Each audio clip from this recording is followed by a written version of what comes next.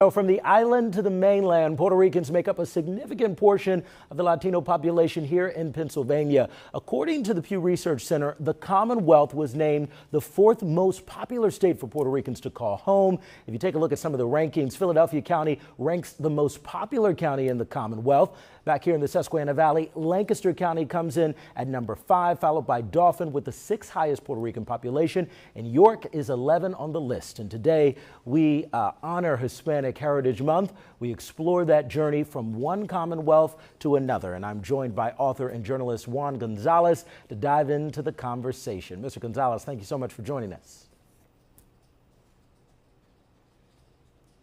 Mr. Gonzalez, we are happy to have you. So first up, I want to start with the Pew Research Group. Tell us a little bit about this, because between 2000 and 2021, the number of Puerto Ricans living in the U.S. grew by 71%. Talk about what's behind that migration.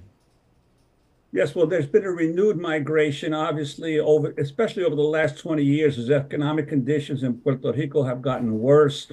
Increasingly also after Hurricane Maria, several 100,000 Puerto Ricans left the island. Many of them settled in Central Florida, which has become the new hub, but others scattered across the United States. And as you mentioned, Pennsylvania has been a big receiving state. Philadelphia actually has the 2nd highest Puerto Rican population in the nation. It's already passed Chicago. Only New York City has more Puerto Ricans today than Philadelphia does. But also many of the other towns in Pennsylvania. As you well know, Lancaster is 40% Latino. Most of them are of Puerto Rican origin. Reading, 67% Latino, mostly of Puerto Rican origin. So there's been a huge growth in the other towns and cities across Pennsylvania. So let's dive deeper into that. Talk specifically about the impact to Pennsylvania. You know, we're number 4 in terms of population behind Florida, New York, and New Jersey. I love Pennsylvania, obviously, but what do you think makes this such an attractive state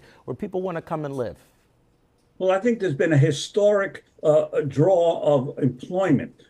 Beginning in the 1920s, Puerto Ricans were recruited as cigar workers in the cigar industry in Philadelphia. Then in the 1940s, as industry developed, there was a lot of contracting that went on of bringing Puerto Ricans to the Philadelphia area, the Delaware Valley area, to work in Kennett Square, in the mushroom industry, in Vineland and Glassboro, New Jersey, in the agricultural industry, and more gravitated. And many people don't know that in the 1950s, Bethlehem Steel recruited hundreds of Mexicans and Puerto Ricans to work at Bethlehem Steel, which is how the communities of Bethlehem and Allentown developed. Wow, that's some of the history that people may not know about or may not think about. So if you talk about today, how are economic and political factors in Puerto Rico driving these migrations?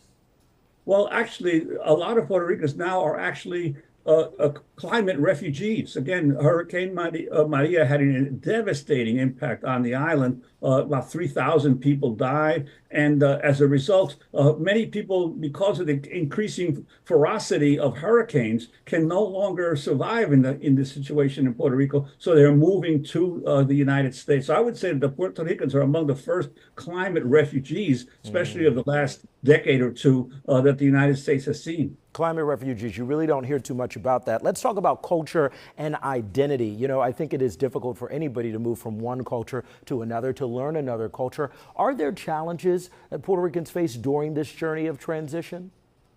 Well, yes, I think the biggest one is understanding the unique political relationship of Puerto Rico. It is still a territory of the United States, so people are citizens, but they don't receive the same benefits, and they're not considered by many Americans to be citizens. In fact, there was a poll done around the time of Hurricane Maria that 45% of Americans did not even know that Puerto Ricans are citizens of the United States. And that's because of this colonial relationship that has existed for so long. So that's been a barrier, understanding that Puerto Ricans from birth are U.S. citizens. Incredibly informative, and we just thank you so much for taking your time. Author and journalist Juan Gonzalez, thank you again for your time, sir. I look forward to speaking to you again. Thank you.